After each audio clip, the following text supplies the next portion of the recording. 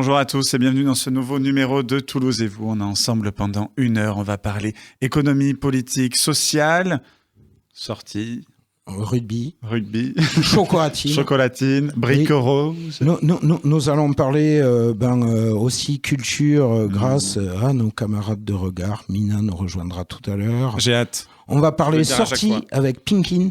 Oui. Avec Léo qui nous rejoindra et qui vous donnera les endroits où il faut sortir. Nous avons plein d'invités. D'ailleurs, je rends un hommage à quelqu'un que j'aime beaucoup. Audrey Pulvar, grande journaliste qui malheureusement a dû arrêter sa carrière parce que mauvais choix de mariage.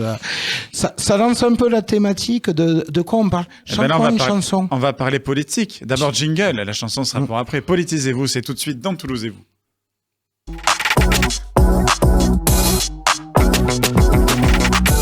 Et maintenant, il va pleuvoir, chanson. C'est la rose l'important, c'est la rose l'important, c'est la rose... Crois-moi, l'état du Parti socialiste. On va en parler. Nous avons avec nous justement le secrétaire général du Parti socialiste de Haute-Garonne, Mathieu Sos, qui est là. Bonjour. Enchanté. Alors, ce Parti socialiste, comment va-t-il aujourd'hui, en 2024-2025 ? Il se porte bien mieux qu'il y a quelques mois en arrière, et puis qu'après l'élection présidentielle perdue auprès d'Anne Hidalgo avec 1,7%. Donc il se porte bien, le Parti socialiste. Le Parti socialiste, il a un taux de nouveaux adhérents qu'il n'a jamais connu et un nombre considérable puisqu'on est à peu près à 3500 adhérents nouveaux au courant de l'année, avec une accentuation des adhérents après la législative. Ah non, la Haute-Garonne, si on était à ça serait bien au niveau national. En Haute-Garonne, on est à peu près entre 2000 et 2500 à peu près. D'accord. Donc c'est pas mal. C'est un parti qui se porte bien. On sort d'une élection législative où, malgré le contexte, on aura le temps d'en parler, et qui n'était pas prévu, qui n'était pas au calendrier aussi, on pourra en parler. On a doublé notre nombre de députés à l'Assemblée nationale. On fait entendre une voix différente. Au sein de la gauche, on a repris une pôle position, en tout cas, on est le cœur de cette gauche que nous avons construit autour du nouveau Front populaire. Et je trouve qu'il se porte bien, le Parti socialiste aujourd'hui. On réentend parler du mot Parti socialiste et c'est pas devenu un vilain mot. Parce que il y a quelque temps, ne serait-ce qu'il y a une petite, après la présidentielle d'Anne Hidalgo, qui a vraiment, qui nous avait annoncé dans une mort quasi clinique en fait. Souvenez-vous, 1,7%, on était au lendemain, on savait plus comment faire. On a créé à toute vitesse la NUPES à l'époque pour pouvoir essayer de sortir un peu de l'état de léthargie dans lequel nous nous trouvions et de l'agonie dans laquelle on était. On a repris un souffle avec la NUPES, mais c'était pas assez satisfaisant. Là, petit à petit, on reconstruit auprès de la population. Là, on a vu toute l'importance du Parti socialiste dans la séquence législative de fin juin, début juillet, où on a pu faire et participer à ce barrage et à la non-arrivée de l'extrême droite au pouvoir. Donc voilà, non, il se porte bien, le Parti socialiste. Rassurez-vous, on n'en a jamais entendu autant parler que en ce moment. Donc c'est que l'animal est plutôt vivant. Et c'est un peu pareil pour la bête bouge encore. La bête bouge encore et elle bouge beaucoup. Parce que le gros hold-up qu'il y a eu, je mets des guillemets partout, c'est quand même Monsieur Barnier, Monsieur Retailleau, qui sont quand même à des postes clés de l'État. J'ai l'impression que les partis justement qu'on pensait un petit peu éteints ressurgissent d'un coup du jour au lendemain. C'est cette impression que j'ai en tout cas. Alors, moi, quand tu parles de Retailleau, j'ai l'impression qu'il y a des idées qu'on pensait avoir qui malheureusement sont toujours vivantes. Mais bon. En fait, on a cette énorme parenthèse Macron qui, pour l'état des partis politiques traditionnels, a été très négative. Et même pour, à la rigueur, la structuration politique de notre pays. Parce que nous, on était habitués à avoir droite et gauche. C'était plutôt sain. Chacun avait des inspirations un peu différentes. Et il y avait un balancier qui se faisait au gré des élections et au gré des envies des Français et de la possibilité des Français, de leur expression et de ce qu'ils cherchaient comme solution à leurs problématiques. Macron a fait exploser ça. Dans un premier temps, le premier mandat, il a fait exploser le Parti socialiste. Force est de constater que beaucoup nous ont quittés et pour rejoindre la Macronie à l'époque. Souvenons-nous, lorsqu'il est élu président et qu'il enchaîne par des législatives, il y en a beaucoup dans ces candidats aux législatives qui émanaient de nos rangs. Ici en Haute-Garonne, je pense à Monique Iborra, mais je pense à d'autres qui arrivaient directement, Vincent Nogal, qui arrivait du Parti socialiste et tac, qui avait opéré pour à l'époque La République en marche. Le mandat numéro 2 de Nicolas Sarkozy, lapsus révélateur, le mandat numéro 2 de Macron, il a opéré de la même façon avec la droite. Regardez le nombre de LR, Darmanin et d'autres qui ont quitté pour rejoindre la Macronie. Force est de constater que ça nous a amené à l'impasse. Et que dans la situation politique dans laquelle est notre pays, c'est le résultat de ces mauvais choix, de cette stratégie du jusqu'au-boutisme centrisme qui t'amène dans l'impasse, parce que c'est le en même temps, c'est la politique du en même temps. J'essaye de plus ou moins satisfaire les uns et les autres en fonction des grés et du temps, et en fait au final je satisfais personne. Ça c'est la Macronie, c'est la politique du en même temps, et ça t'arrive droit dans le mur. Mais justement, est-ce que ça n'a pas un intérêt? Moi je trouve un intérêt à tout ça. On dit le Parti socialiste. Le Parti socialiste, la posture Hamon, la posture Valls, on n'est pas vraiment sur la même chose. Le Parti socialiste, moi j'ai l'impression qu'à un moment donné, désolé pour l'expression, mais c'était un peu la foire à la saucisse. La preuve, ce qu'on disait, il y en a plein qui se sont barrés chez Macron parce que c'était plusieurs idées. Ça allait d'une gauche quand même avec des valeurs, entre guillemets, très à gauche, des valeurs socialistes au premier sens du terme, jusqu'à certains, je vais pas faire un jeu de mots avec le national-socialisme parce que ça serait pas très drôle, mais ou certains qui étaient dans le libéralisme, voire dans des idées très limites quand même. Alors peut-être que c'est une vertu de la période qui a permis de, peut-être au niveau idéologique en tout cas, de clarifier les positions, mais les deux personnes, si tu me permets le tutoiement Cédric, oui, mais les deux personnes que tu cites ne sont plus membres du Parti socialiste.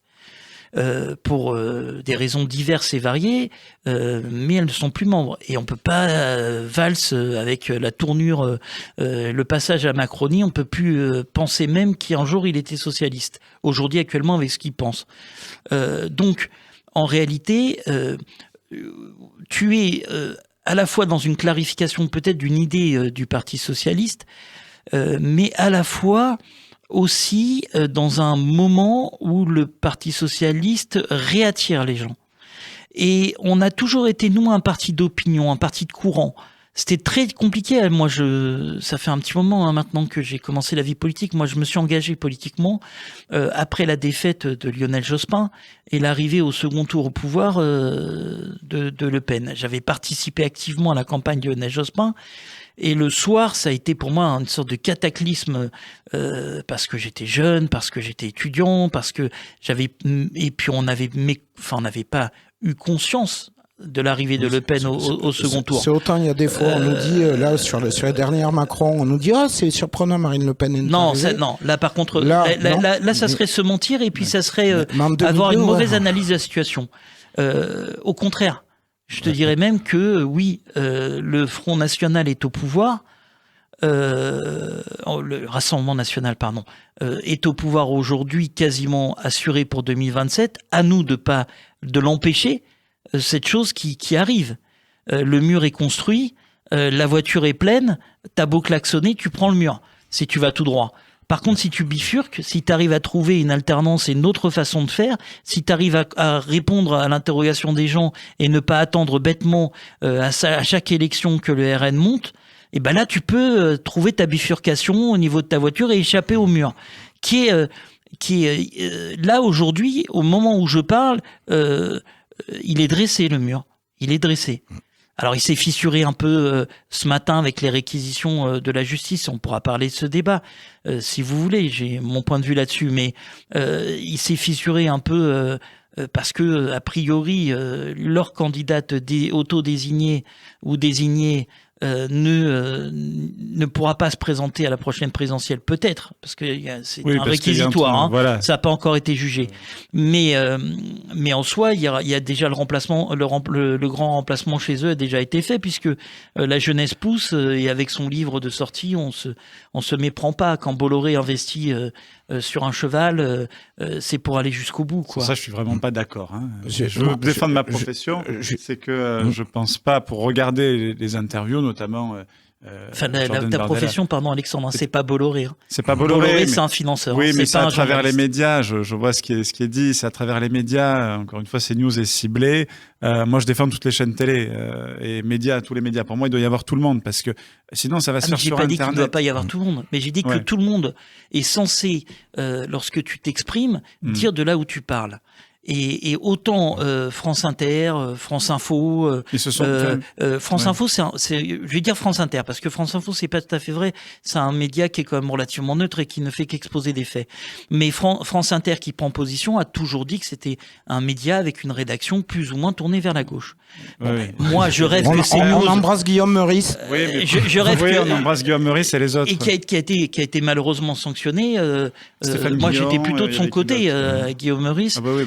Voilà. Mais pour ce qui est de CNews ou d'autres médias comme C8, les médias Bolloré, on va l'appeler plus court, j'aimerais qu'ils disent d'où ils parlent, tout simplement. Et ça serait beaucoup plus simple. Pour les regarder, c'est pas pour défendre, je n'ai aucun intérêt en plus à les défendre. Au contraire, ça peut même me coûter beaucoup de défendre. Pour les regarder quotidiennement, tous, Cyril Hanouna, moi depuis France 4, je regarde. Quotidiennement Quotidien, je regarde aussi. Je regarde tout le monde, mais c'est vrai que je regarde CNews. Il y a beaucoup. Bien sûr que c'est une ligne éditoriale à droite, c'est évident, mais. Alors oui, s'il faut qu'ils prennent l'antenne en disant nous on est plutôt de droite, mais je crois que les Français aussi, il faut arrêter de les prendre pour des idiots. Ils le savent, ils savent ce qu'ils regardent. Non mais c'est pas c'est pas un gros mot que dire que t'as une ligne éditoriale. Tu vois que ta ligne éditoriale, tu peux dire d'où elle vient. C'est pas un gros mot. Hein.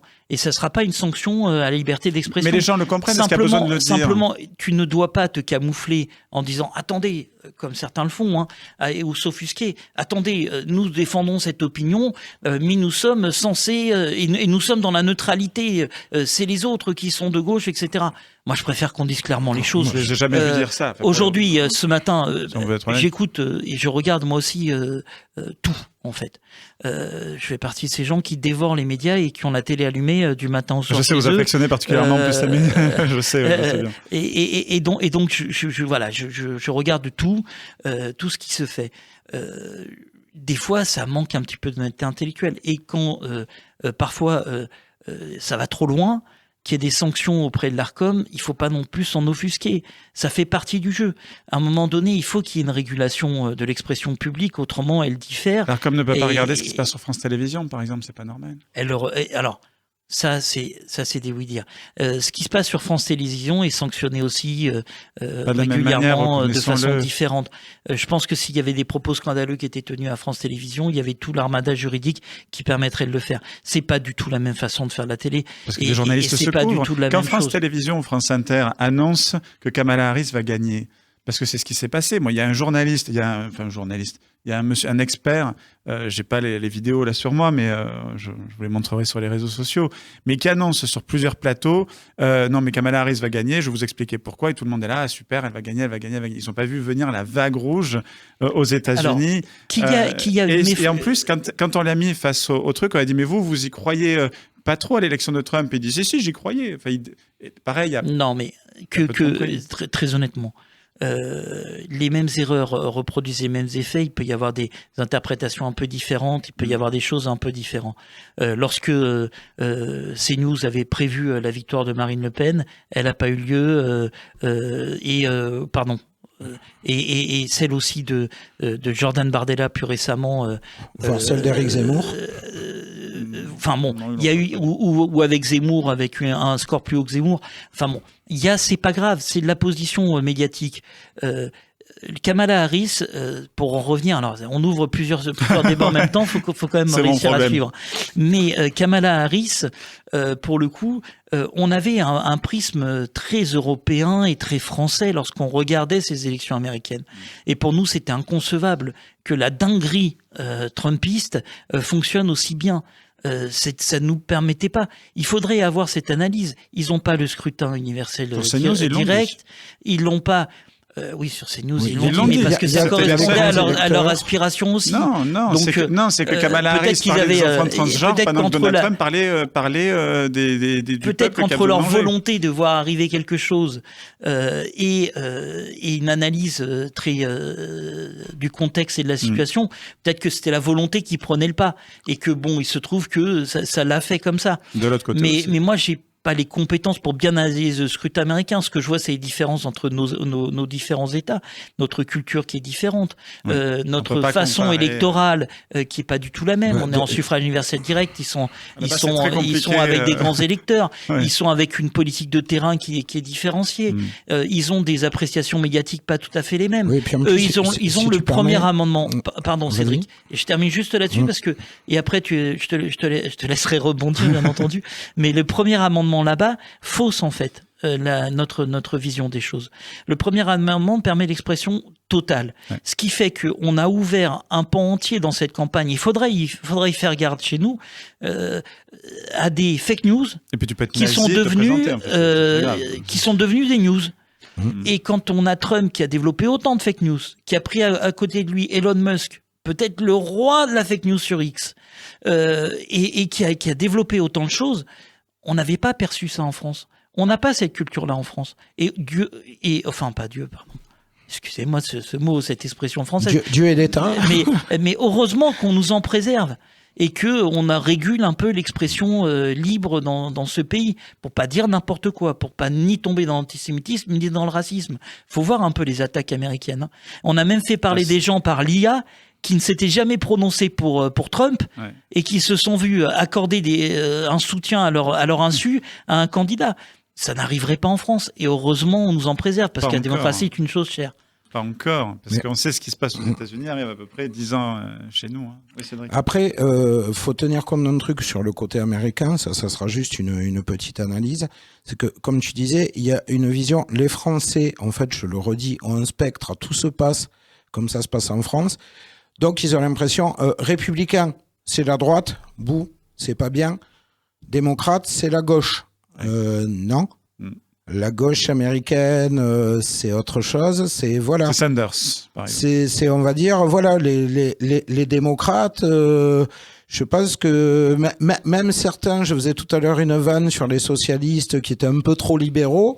Je pense que même certains socialistes très libéraux, ils vous diront pas, ouais, les démocrates, c'est la famille, c'est des potes en chèque, quoi. C'est voilà. Non, mais par contre, de notre point de vue, européen, il aurait mieux fallu la victoire de Kamala Harris que celle de Trump. Ne serait-ce parce qu'on habite à Toulouse, que Airbus fait partie de nos grosses industries, et qu'au regard de la taxation des importations françaises aux États-Unis qui vont arriver cruellement, la taxation d'Airbus qui vont subir au profit de Boeing, Boeing, le grand géant américain de l'aviation, je pense qu'il aurait fallu une victoire de Kamala Harris au-delà de toutes les considérations sociétales. Peut-être même pour les Américains, parce que Boeing va très mal. Boeing va être relancé. Quand il y a même une capsule spatiale qui n'a pas pu revenir sur Terre, ils vont utiliser, je pense, Elon Musk, justement pour ça. Ils vont mal, je rachète. Non, mais c'est vrai, c'est dingue. Enfin, Boeing, à chaque fois qu'il y avait un incident, je voyais Boeing, je suis rassuré, je me dis, c'est vrai qu'on a Toulouse, Airbus, ça va. Voilà. Parce qu'on a des normes qu'ils n'ont pas là-bas aussi, on se plaint des normes, mais... mais c'est tout un... j'allais dire, c'est l'apogée du libéralisme. Et pour revenir un petit peu au débat français, en France, on connaît un libéralisme à tout va là, qui est arrivé à l'apothéose avec Barnier au gouvernement. Là-bas aux États-Unis, c'est plus c'est le libéralisme économique, mais aussi le protectionnisme politique, le repli des frontières au niveau politique et aussi une sorte de réactionnaire qui prend le pouvoir avec des retours en arrière sur pas mal de droits, notamment je pense aux droits des femmes, et avec toute cette vous savez, ces fameux trucs qu'on regarde avec un peu de dérision et un peu en rigolant jaune en France, les traditions de ces femmes qui restent au foyer pour élever les enfants, etc. Tout ce qui se développe aux États-Unis, on en est à l'apothéose avec Trump. Et de l'autre côté, le pendant français, c'est le libéralisme à tout va. On dit que l'État, et ça y est, même celui qui paye pas d'impôts en France dira ah non, faut pas augmenter les impôts.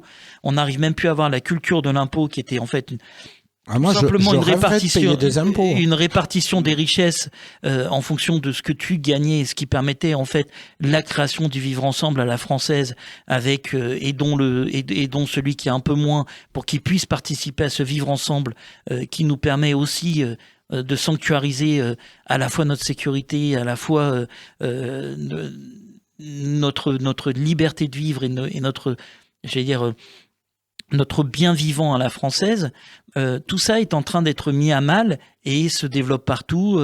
Ici, des restrictions budgétaires, ici la casse du service public, ici la dégradation du service rendu au public au profit du privé. Moi, il se trouve que Cédric, je le côtoyais, mais dans une vie civile, entre guillemets, pour amener nos enfants dans la même école publique.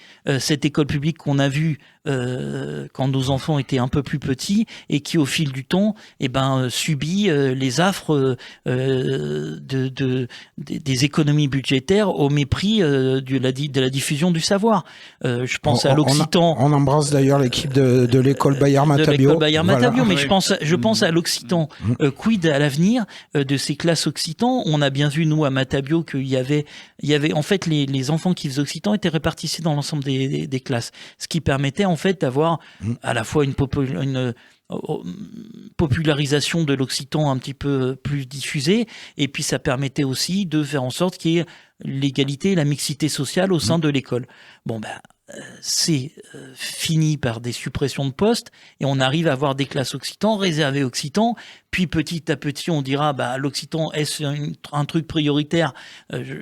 J'anticipe un peu l'avenir, mais c'est à peu près ça. On retirera et petit à petit on redeviendra l'école voilà, le vivre ensemble qu'on a connu au sein de l'école, nous, que nos enfants ont connu, il sera de l'ordre du souvenir un peu lointain et du souvenir où il faut mieux vivre avant.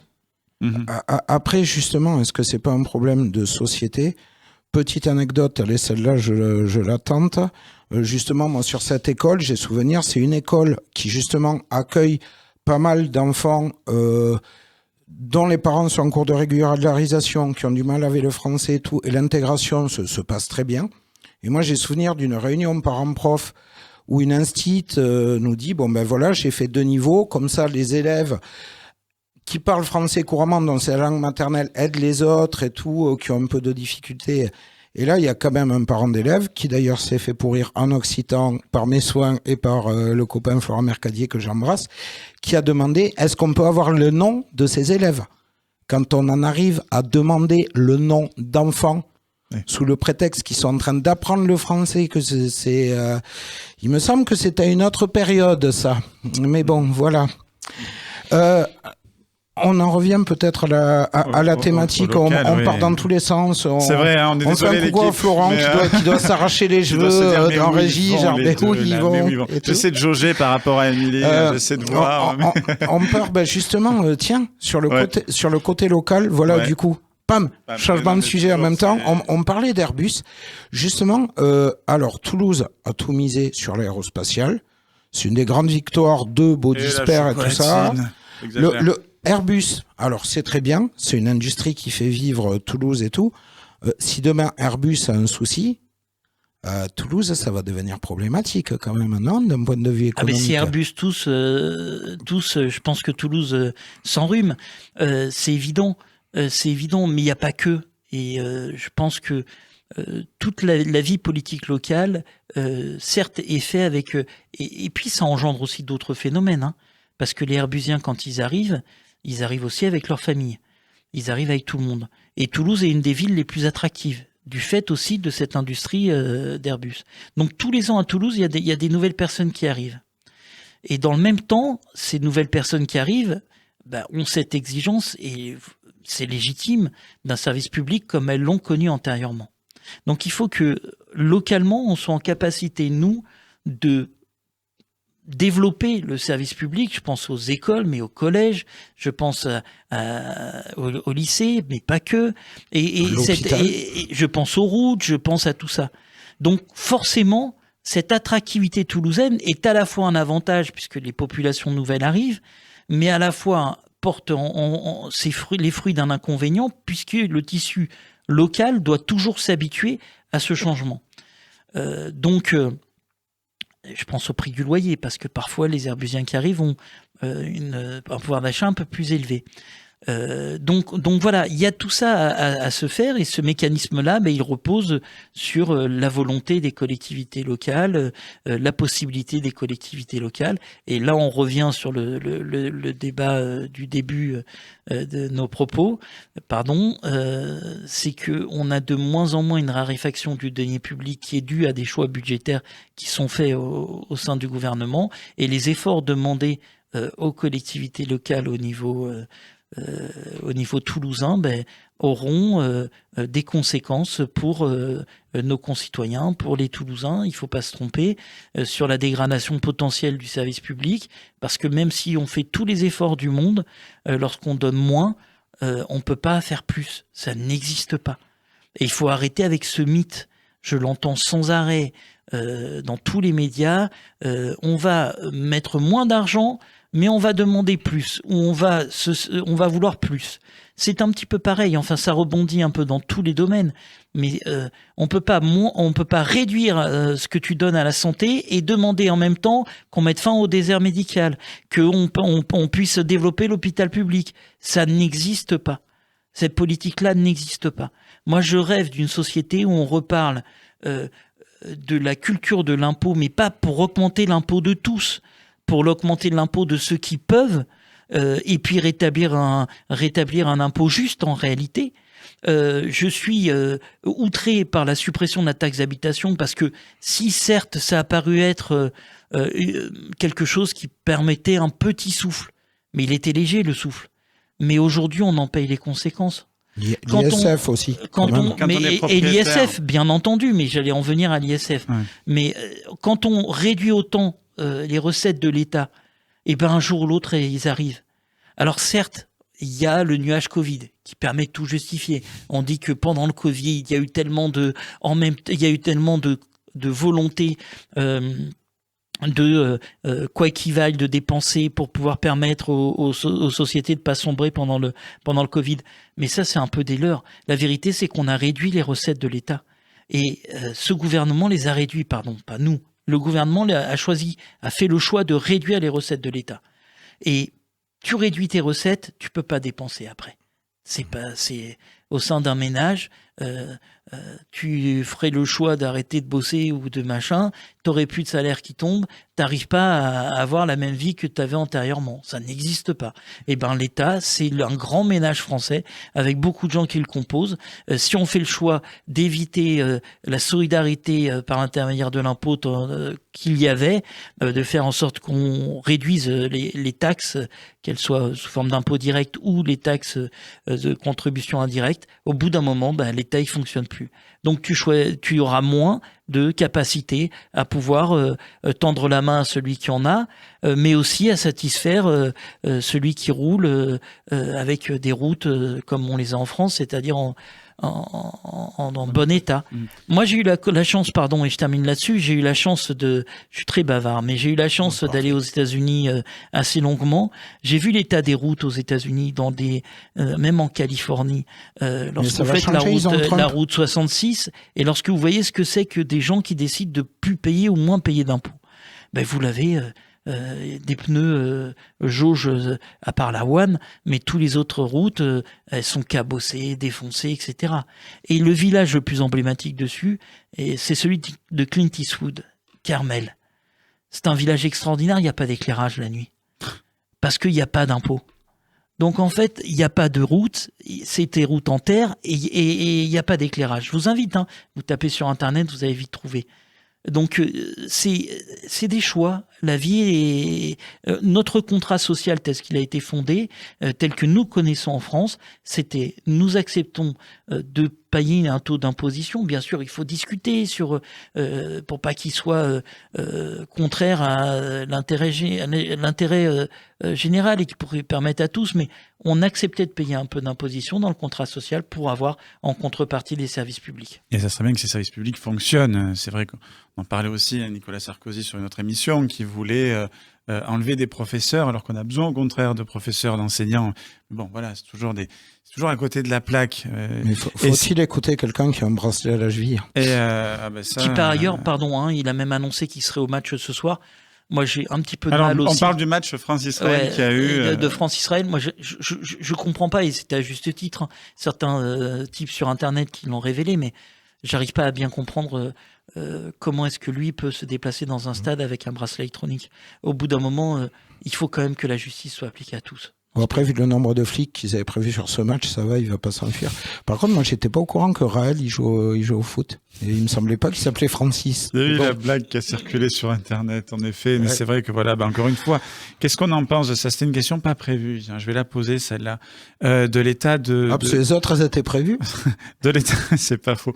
De l'état de la France, de ce côté-là. Où on a été obligé de mettre 4000 policiers dans Paris, dans l'enceinte du stade.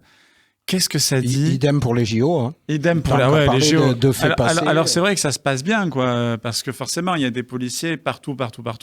Donc pourquoi on en est arrivé là? Je reviens et je reviendrai toujours. Et je sais que c'est un running, pas gag, mais à la France de 98 où je revois ce quart avancé avec tous les joueurs.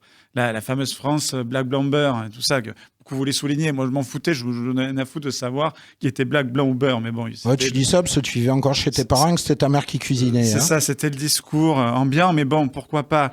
Je voyais tout ce rassemblement qu'il y avait autour de ce car. C'était merveilleux. Les Champs-Élysées, il y avait tout le monde. Là, la dernière Coupe du Monde où on a gagné, je voyais un côté...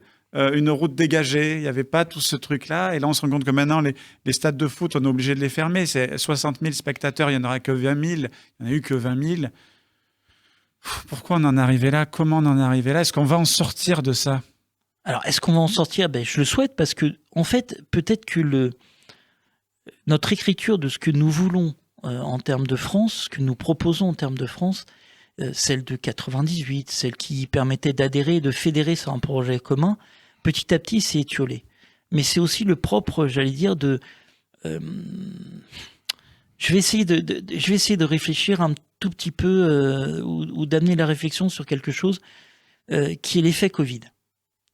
Alors certes, vous allez me dire c'est mondial. Je pense que ce qu'on vit actuellement avec une sécurisation d'un match de foot entre la France et l'Israël, avec le problème d'un conflit au Proche-Orient qui serait, qui s'étend à un conflit français, tout au moins dans les idées, c'est un petit peu c'est mondial. Donc, avec ce repli du Covid, on a vu en l'autre potentiellement quelque chose de dangereux. On a considéré l'autre comme le danger putatif. On a mis un masque, on s'est protégé de nos interactions. On nous a confinés à la maison.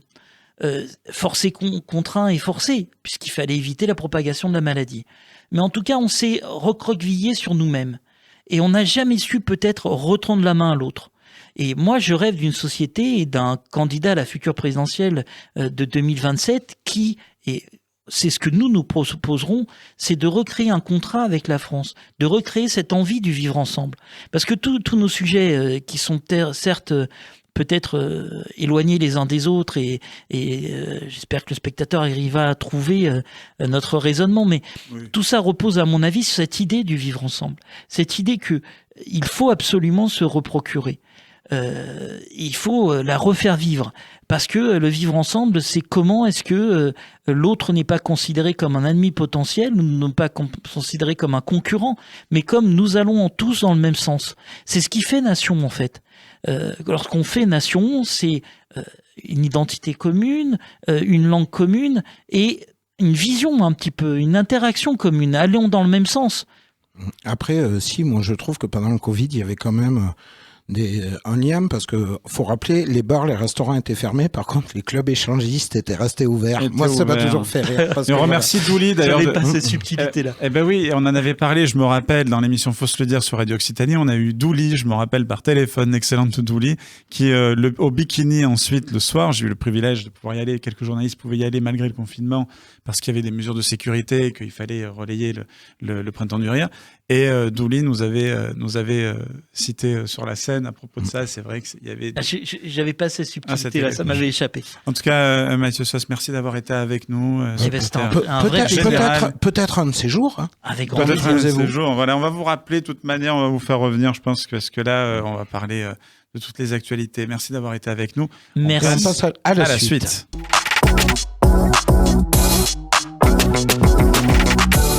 Et dans Toulouse et vous le savez, on aime les sorties, on aime sortir le soir, on aime les balades. Et on attaque la partie baladez-vous justement avec Pinkin. Léo Harry qui est avec nous. Salut. Salut à tous les deux.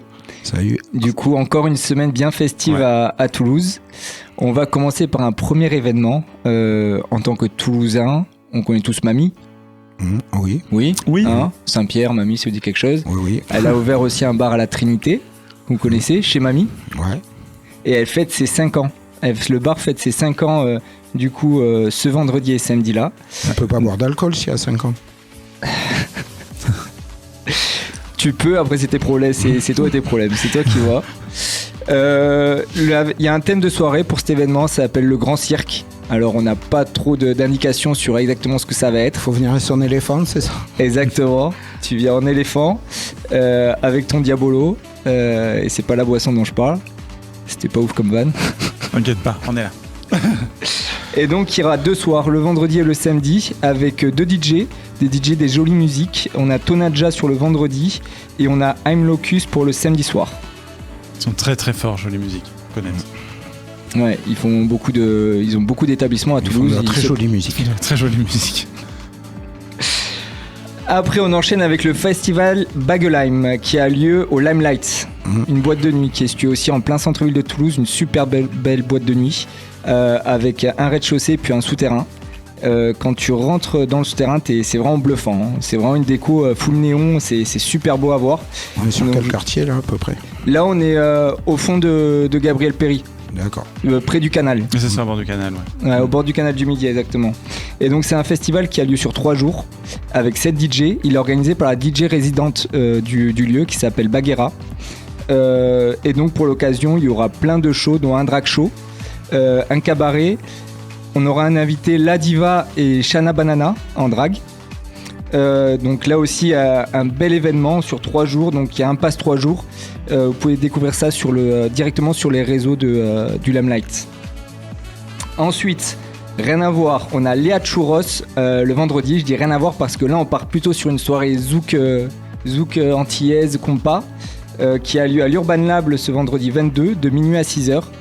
Là c'est donc un showcase, une réunionnaise qui évolue dans les styles musicaux zouk et compas. Elle est connue pour son titre Laisse-toi aller ou Vivre ou pardonner. Et là pour l'occasion elle sera accompagnée de 3 DJ, Stéry, Doxo et Tijo. Donc 2 DJ toulousains. Et les places sont aussi à vendre sur la billetterie Bizouk. Donc voilà pour cette semaine. Après vous avez plein d'autres événements du coup sur l'application. Toujours pareil. Si vous n'avez pas pu noter les dates données, si tout ça, hop, Pinkin. Exactement. Et tu filtres en fonction des styles de musique que tu veux. Tu mettrais quoi ton style de musique par exemple? Moi. La musette. Ouais, musette death metal. Musette death metal. On va peut-être créer un nouveau filtre spécial pour toi du coup. Pas sûr qu'on l'ait celui-là. Et donc voilà, avec plein d'autres événements à découvrir sur l'application. Bah écoute, merci Léo. Et puis on te retrouve la prochaine fois pour plein de nouveaux événements encore. Et avec plaisir. Pensez à télécharger Pinkin bien évidemment si vous ne l'avez pas encore. Exactement. C'est fait.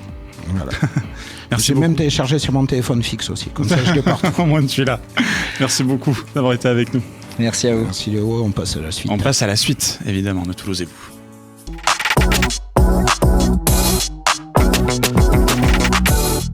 Et on parle business dans Toulouse et vous le savez, chaque semaine, nous recevons des entrepreneurs, des entrepreneuses. Ça se dit, oui.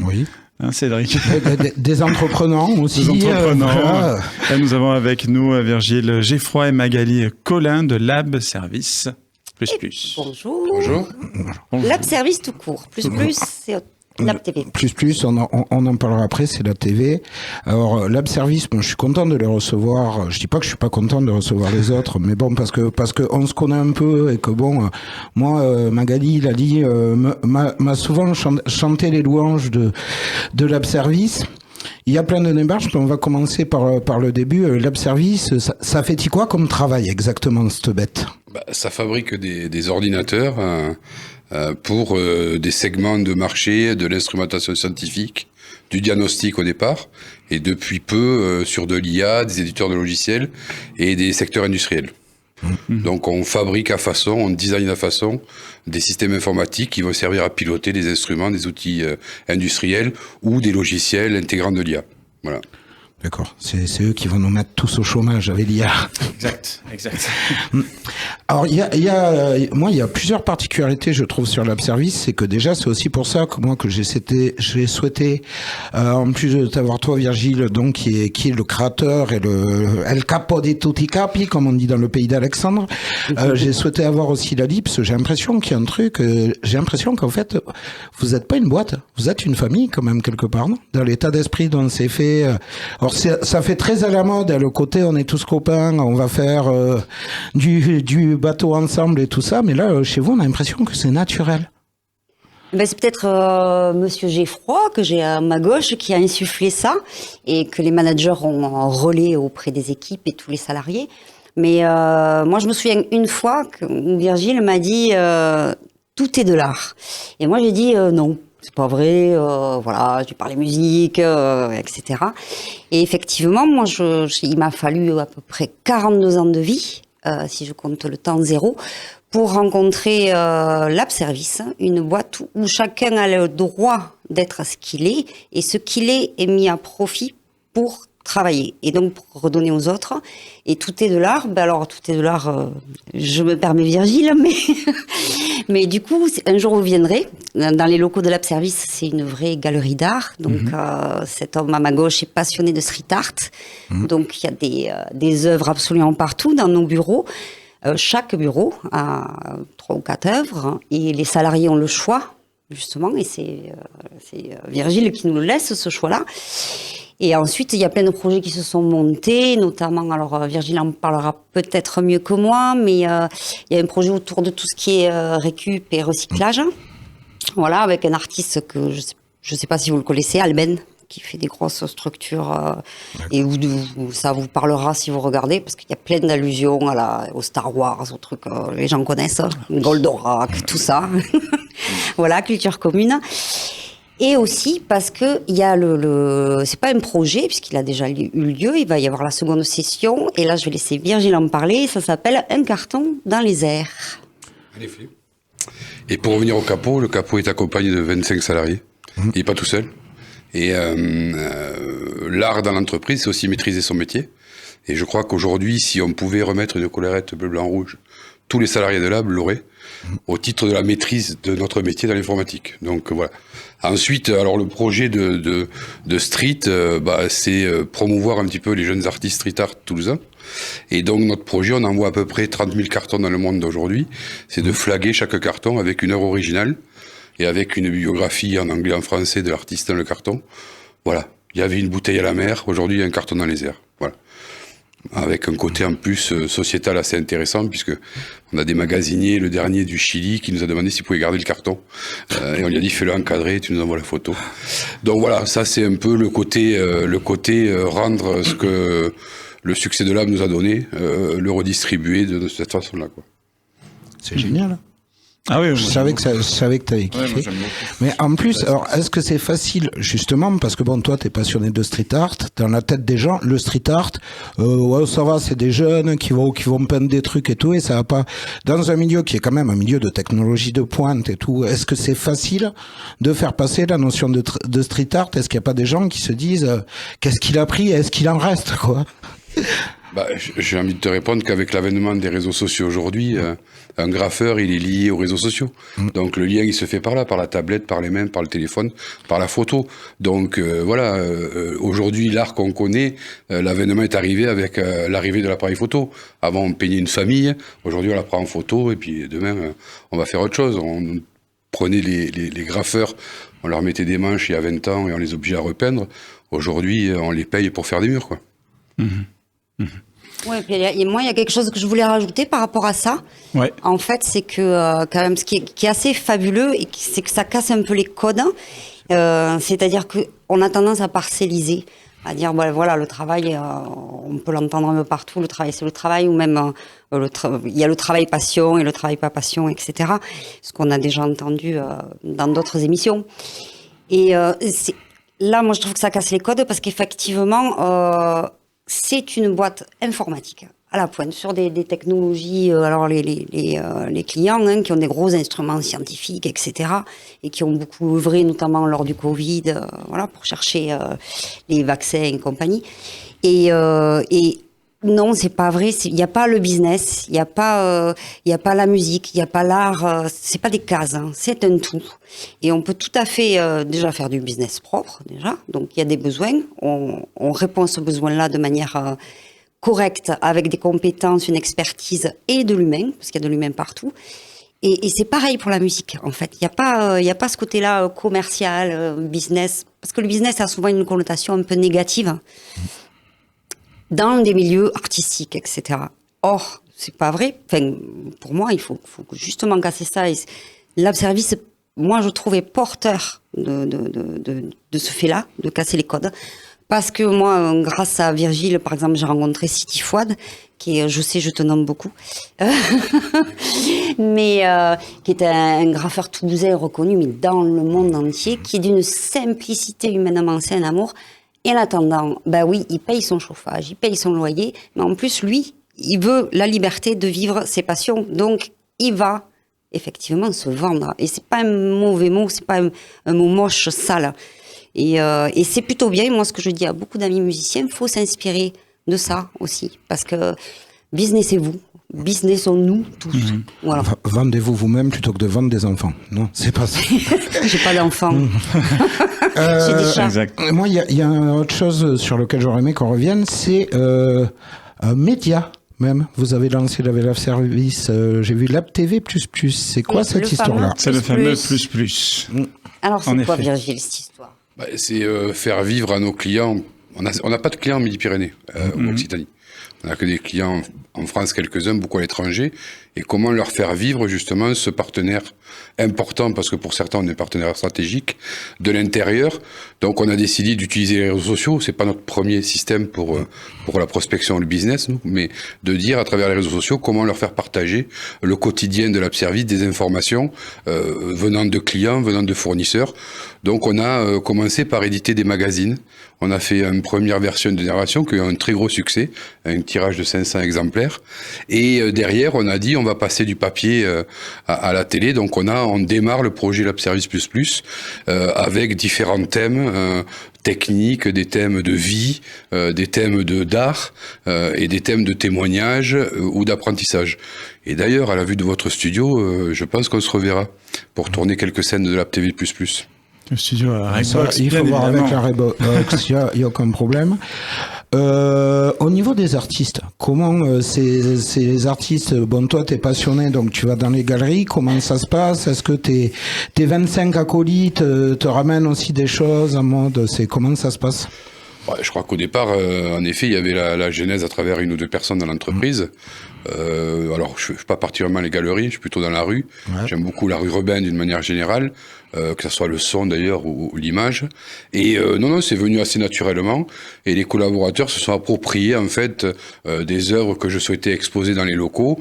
Alors, pas pour que ça soit différent, mais voilà, quand on rentre dans ces locaux, il y a de la peinture, il y a des sculptures, et ils aiment à se les partager, ils aiment à se les échanger. Alors, est-ce que ça crée un lien ou pas? J'en sais rien. Je suis pas devin là-dessus, mais en tout cas, ça participe sûrement aussi à l'atmosphère de bienveillance qu'il peut y avoir dans l'entreprise. Mais j'insiste, puisque l'émission c'est sur l'entrepreneuriat, on n'oublie pas quand même tout le concept économique qui nous lie. C'est-à-dire à la fin de l'année, il faut qu'on ait des bilans avec des résultats positifs. Mais on a réussi à allier performance économique, parce que la boîte est très performante par rapport à ce qu'on pourrait comparer à l'extérieur, et avec quand même un état d'esprit dans l'entreprise qui est relativement intéressant. Ouais, qui en plus, moi je le redis, sonne naturel. C'est ça qui est génial. On sait que c'est pas du allez hop, on essaye de faire semblant qu'on est tous potes. Non, c'est cool. Ça marche aussi parce qu'on est petite taille.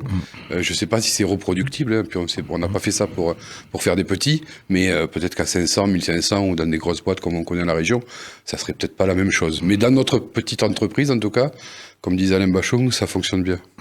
En 1 minute, parce qu'on dépasse le temps largement, mais c'est vrai que ça passe vite. Mais en 1 petite minute, je vais piquer la question à un autre ancien animateur radio, enfin monsieur de la radio, qui en a fait pendant longtemps, qui est à la retraite maintenant, qui posait souvent cette question à la fin. Qu'est-ce que vous... Voilà, un sujet qu'on n'a pas abordé, que vous auriez aimé aborder, justement, pour parler de votre entreprise, là, en 1 minute. Ou alors on a... Alors, il y a tellement de sujets qu'on pourrait aborder, mais aujourd'hui, je pense qu'on est dans un pays qui nous permet toujours d'entreprendre. Ok, je rentre des États-Unis pour un voyage business où les Américains nous prennent pour des sportifs de haut niveau, tant ils pensent qu'il y a des contraintes. Mais je crois qu'il n'y a pas forcément que des contraintes, et il y a beaucoup de solutions pour développer son business et créer de la valeur, avec de la valeur ajoutée, avec les RSE, avec des choses comme ça. Donc, je pense que c'est ça surtout qu'on aurait peut-être pu aborder pour donner l'envie à jeunes ou moins jeunes, parce qu'on n'est pas obligé d'avoir 25 ans pour créer sa société. Mais l'entrepreneuriat, aujourd'hui, il a une vraie place dans notre pays. Mais est-ce que tout le monde peut entreprendre, justement? Est-ce que faut quand même une âme dans l'entrepreneuriat, quoi? Tout le monde peut entreprendre, et puis il y a tellement d'aide autour de nous, entrepreneurs. Vous avez des entrepreneurs qui ont des jeunes entrepreneurs. Il y a vraiment toute la structure est là pour pouvoir réussir. C'est un très bon message positif. Voilà. Je dois avouer, qu'on n'a pas l'habitude d'entendre, justement. Merci beaucoup. Si les gens veulent en savoir plus, où c'est qu'on retrouve Lab TV++? Dans les airs. Oui, du street art dans les airs, labservice.com, ça c'est notre site, et donc vous verrez la trombine de chaque salarié. Voilà, faite par une photographe professionnelle, là aussi c'est intéressant, parce que du coup, c'est pas des photos maison, c'est appel aussi à une artiste, tout à fait. Et puis il y a Lab TV++, que vous pouvez voir sur LinkedIn, sur YouTube et sur Instagram. Très bien. Voilà. Je peux? Oui. J'ai encore quelques secondes. Avec un générique, un jingle qui est intégré depuis la dernière qui est passée, c'est-à-dire jeudi de la semaine dernière. Enfin bref, non, ça, faut pas le dire, mais c'est comme ça. Et ce jingle-là, c'est ma pomme qui l'a fait, et c'est Cédric qui m'a aidé à ce qui sonne comme ça. Au mix. Voilà. Et oui. Merci beaucoup Virginie Magali d'avoir été avec nous dans Business et vous, sur Toulouse et vous, et une très prochaine fois, j'imagine. À très vite. À très vite. On passe à la suite de Toulouse et vous.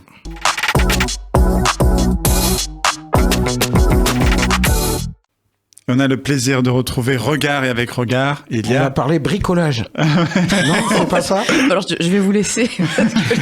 Oui. On a Mina Fouard qui est avec nous. Notre soleil. Ah oui, on est content de la voir à chaque fois. Ah non, en fait, c'est le light. En fait. Oui. Pardon, désolé. Je vous laissais croire depuis le départ que c'était... Voilà, mais en fait, non. Tu es encore venu à deux. Et oui, toujours. Tu n'aimes pas la solitude? Ça n'existe pas, disait Beko. En vrai, non, j'aime pas trop la solitude, c'est vrai. Non, j'aime pas trop être toute seule. Et puis encore une fois, j'ai toujours pas sorti d'album, donc voilà. Alors aujourd'hui, je suis venue avec Haïfa, chanteuse, rappeuse toulousaine née au Sénégal. Son univers se situe entre le rap, la soul et quelques influences aussi raga. Elle chante plutôt avec douceur, et en même temps, il y a aussi un flow assez explosif, accompagné de mélodies, je dirais, assez solaires, et qui contraste avec des thèmes un peu sérieux, un peu personnels. Bienvenue. Merci de m'accueillir. C'est vrai qu'on va préciser, pendant que la régie de la Recbox, qu'on remercie d'ailleurs, faisait les tests, on a pu écouter un peu. Et comme il dirait copain de Massilia, ça met les poils, ce que tu fais. C'est, voilà. Ça met les poils, mais c'est... Merci. C'est positif, je te le précise. C'est en gros les poils des bras qui se dressent, tu vois, sur le frisson d'émotion. C'est un joli compliment. Merci. Alors Philippe, il peut plus. Oh merde. Bon alors, le 26 novembre, tu joues à la Cave Poésie. Exact, Ouais. tout à fait, ouais. Tu joues toute seule? Il y a que toi de programmer Alors, il n'y a que moi de programmer comme artiste, mais pour cette date, j'avais envie d'inviter un peu mon équipe, les gens avec qui je travaille depuis 2 ans, et partager le plateau ensemble et discuter autour de ce que c'est la musique, de ce que c'est de travailler en équipe, et voilà. Donc, le 26 novembre, je serai avec toute mon équipe sur le plateau, avec la Cave Poésie. Ok. Et du coup, c'est un concert? C'est quoi en fait que tu vas... Alors, c'est un peu plus que ça? Il va y avoir 2 parties. On va discuter à peu près pendant 1 heure de plusieurs sujets. Ça va être, je pense, très intéressant. Et puis, il y aura une deuxième partie live où je vais interpréter quelques morceaux pendant une demi-heure, 1 heure. Ouais, chouette. J'ai vu que tu allais sortir un EP courant 2025. Tout à fait. Mais c'est un petit peu flou. Est-ce que tu peux nous donner des infos dessus ou pas encore ou... Oui, ouais. Un petit peu. Je peux peut-être pas tout révéler, alors, ouais. Mais effectivement, ça fait à peu près 1 an que je travaille sur un EP avec un label qui est basé à Toulouse, donc qui s'appelle 5LA et qui est dirigé par Red Eyes. Donc c'est un peu un pionnier de la musique, on va dire UK bass, plus précisément la drum and bass. Et en fait, on s'est rencontrés donc il y a 1 an et demi. Il est venu me voir quand j'étais sur scène, et puis le courant est bien passé. Et on a discuté, et du coup, on est venu à se dire ça serait super qu'on collabore. Moi, j'étais un petit peu curieuse, on va dire, de me rapprocher un peu plus dans le... on va dire dans les musiques un peu alternatives. Ouais. Donc la UK bass, j'ai énormément de rappeuses et de rappeurs que je kiffe dans ce domaine, et du coup j'étais très très contente qu'ils me proposent ça, malgré que je connaisse pas tellement le domaine. Et du coup on est parti donc depuis 1 an, on travaille ensemble et on pense finir le projet en début 2025, et ça va être j'ai hâte parce qu'on a collaboré avec plusieurs producteurs, productrices en France, et aussi des artistes qui viennent de Manchester, par exemple. Donc voilà, j'ai vraiment hâte de... Ça peut être chouette. J'ai hâte, ouais. Il y a peut-être aussi l'effet découverte qui fait que tu as hâte, vu que, comme tu disais, tu as découvert apparemment cet univers que tu connaissais pas. Carrément, oui. Ouais. Avec l'artiste Little Sims, il y a 2 ans, quand je m'intéressais un petit peu au rap, c'est pas forcément le domaine dans lequel j'étais... ou le genre musical que j'écoutais le plus. Et en fait, ça m'a vachement parlé. Et oui, effectivement, depuis 2 ans, je découvre de plus en plus ce milieu, et ça me plaît vraiment. Oh, c'est chouette. On a hâte de découvrir cette EP. Ça va être sympa. Moi, c'est complètement ce que j'aime. Donc, cool. Ouais, on va voir ça. Alors maintenant, c'est la session petite question un petit peu qui n'a rien à voir. Fais-toi torturer par Mina. Non, pas du tout. C'est des questions gentilles. La première, tu vois, une question qui va pas du tout engageante. C'est quoi ta saison préférée? Saison. Je dirais que j'aime bien le printemps. Début printemps comme ça, je pense que c'est une de mes saisons préférées parce que, je sais pas, le temps est tempéré, les choses se renouvellent un peu, il y a une renaissance, et j'adore voir ça. Ouais, je suis d'accord. Est-ce que tu as une spécialité culinaire? Est-ce que tu pourrais nous donner une petite recette, là, vite fait? Une spécialité culinaire? Ouais. Tu cuisines ou pas? Ouais, carrément. Ah, bah vas-y. J'adore ça. Ma spécialité... je dirais que je fais bien les cheesecakes. Et sinon, j'aime bien aussi, par exemple, faire un des plats qui vient de chez moi, le cheboujen. Du coup, c'est un plat en sauce avec du riz. Jen, parce que c'est du poisson, ça veut dire poisson en wolof. Mais on peut le faire aussi avec de la viande et autre chose. Et du coup, je dirais que je maîtrise pas mal le cheboujen. Il y a quoi dans la sauce? Dans la sauce. J'ai faim. Toi aussi, ça t'a intrigué. Elle veut toute la recette. Ouais. Non, pas tout, parce qu'il y a quoi dans la Ok. En fait, on a réfléchi, tu vas pas nous faire une chanson. Il y a une cuisine, s'il vous plaît. Mais non, mais c'est à base de quoi la sauce? Et c'est à base de légumes, on va dire. C'est vraiment une compotée de légumes, mais c'est pas surcuit, on va dire. On garde quand même des gros morceaux de légumes, et voilà, avec du bouillon. Donc ouais, vraiment la sauce, elle est faite à partir de plusieurs légumes mélangés, comme une bonne pompe. Bon, écoute, tu nous feras ça. On viendra Peut-être te voir. un jour, Pour carrément. fêter la sortie de l'EP. C'est quoi pour toi ton week-end idéal? C'est quoi? Mon week-end idéal, je pense que ça serait me réveiller en forme, on va dire, un bon petit déjeuner, faire quelque chose que j'aime, que j'ai pas trop le temps de faire dans la semaine, ou quelque chose comme ça, je sais pas, coudre, Cuisiner. cuisiner. Et puis après ça, une fois que j'ai pris le temps un peu pour moi, organiser, voir des amis, faire une sortie, quelque chose comme ça. Et puis voilà. Ouais, je pense qu'un week-end Un week-end tranquillou, quoi. tranquillou. Ouais. Ok. Bon, bah c'est bien. Je fais de plus en plus de week-ends comme ça, moi aussi. C'est les meilleurs. Plus ça va, plus... c'est ça, plus c'est ça. Est-ce que tu as un générique de série ou de dessin animé qui a marqué ta vie, auquel tu penses de temps en temps? Générique qui a marqué ma vie. Ou un truc, voilà, on dit un générique, tu penses à quoi, comme ça? Alors là, Spécialement. ça remonte, hein. Ça date ça peut un petit remonter. peu. Ah bah oui, non, vas-y, C'est- remonte. C'est très très loin, mais ce qui me vient là à l'esprit maintenant, je dirais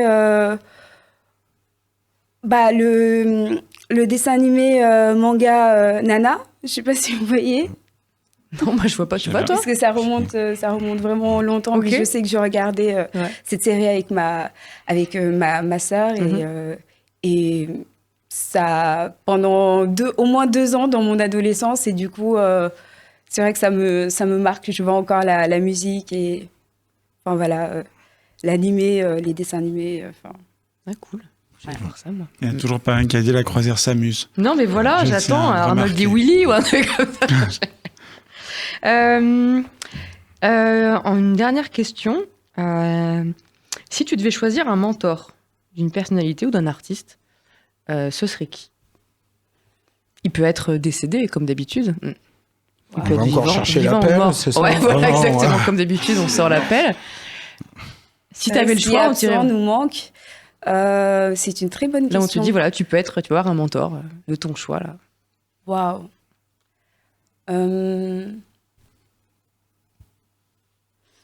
Tu peux prendre un politique, c'est tous des mentors. Je dirais peut-être. C'est dur. Mais. Peut-être Ella Fitzgerald. Alors, je sais ouais, pas, mais je Mhm. sais que sa voix, elle me. Enfin, il y a quelque chose de réconfortant et de solide. Et je sais pas, je me dis que ça devait être une femme vraiment. Je sais pas, chaleureuse, sympathique et cette douceur et cette technicité dans ce qu'elle fait, je me dis, oui, j'aurais peut-être plein de choses à apprendre d'elle. Moi, j'aimerais qu'on écoute ce que tu fais justement Ella sur le Fitzgerald. plateau. Mais non, Ella on Fitzgerald. va plutôt écouter notre invité. Voyons. Si on peut passer au live, oui, Alors, pardon, ouais, c'est oui, ça que oui. je voulais Qu'est-ce dire. Lance Qu'est-ce le que tu vas lancement, nous fais le chanter lancement.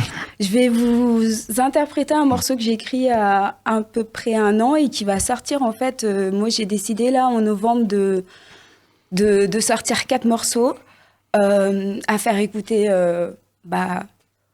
aux Toulousains, aux Toulousaines qui me suivent un peu. Parce que en fait, pendant 2 ans, j'ai été pas mal sur scène et j'ai pas eu trop le temps d'être en studio. Donc j'ai été un petit peu en home studio, ce qui m'a permis de faire de la scène. Et du coup, j'avais l'impression d'avoir un petit peu ce retard à rattraper avec les sorties. Et du coup, j'avais envie de partager quelques morceaux en novembre, là. Donc, le 18, j'essaye de sortir 4 morceaux et je vais vous interpréter un de ces 4 morceaux-là qui s'appelle Walking. Donc, voilà. Cool. On écoute. Ouais. Culturez-vous sur Toulouse et vous, bien évidemment. Merci d'être avec nous.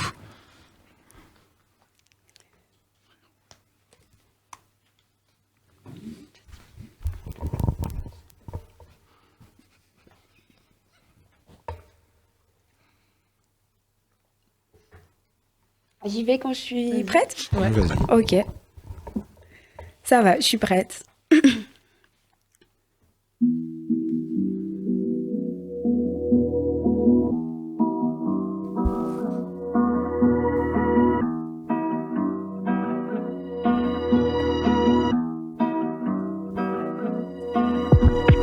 What's the freedom when you know you don't belong? Where is my mind? I really wanna know. Diamonds in the sky, see my eyes are so close. I do want your love, I want the overdose. I want the overdose. Oh, why my eyes so close? Your love, your love, your love feels like a warm coat. Do you like what you see? Tell me. Do you like what you see? Do you like what you see? Tell me. Do you like what you see? Your love, be lost, be lost. Your love, be lost, be lost. Cherry, cherry, cherry, I wanna be with you. Tell me, baby, that you want me to. Circles in my mind, cause all I see is you. Your love is mine, it feels like a bulletproof. I want the overdose. Oh, why my eyes so close? Your love, your love, your love feels like a warm coat. Do you like what you see? Tell me. Do you like what you see? Do you like what you see? Tell me. Do you like what you see? Do you like? Yeah, do you like? Tell me. Do you like what you see? Yeah, do you like? What you see? I want the overdose. Enfin, merci d'avoir été avec nous dans Culturez-vous sur Toulouse et vous. On te retrouve sur toutes les plateformes, j'imagine. Moi, j'aurais une toute dernière question, ça c'est mon côté un peu curieux de ce genre de choses. Okay. En fait, là, tu chantes en anglais, des envies dans d'autres langues, notamment en Wolof. Comment ? Notamment en Wolof. Oui, effectivement, en 2 ans, en écrivant, j'ai eu ressenti l'envie d'essayer d'autres langues. Donc j'ai essayé en Wolof, j'ai essayé en français. Et en fait, moi, mon but, j'aime bien quand même les langues. Et du coup, c'est essayer jusqu'à trouver un petit peu mon mélange. Le truc parfait qui me ressemble et qui ferait que c'est authentique pour moi. Et donc, ouais, carrément, j'ai tenté des morceaux en Wolof. Et ça marche bien. C'est une bonne idée, je trouve, de mélanger les langues. Quoi ? Pardon, bah oui. Qu'est-ce que oui ? Dès qu'on parle culture, dès qu'on est comme ça, moi je suis comme un moulin parce que je vois Cédric Peucher qui a baissé depuis tout à l'heure avec son ça me fait marrer. C'est ce qu'on appelle les aléas du direct. On va percer l'abcès une bonne fois pour tout. Depuis tout à l'heure, je vois Cédric s'abaisser. C'est Saint-Marinière, voilà où il y a Fort Boyard, tu sais. C'est normal. Tu m'excuseras, moi on me met à côté d'une grande artiste, donc je me oui, exactement. As-tu des clés ? Merci Aïfa d'avoir été avec nous dans Culturez-vous et on passe tout de suite. Accueilli. Ah bah avec plaisir.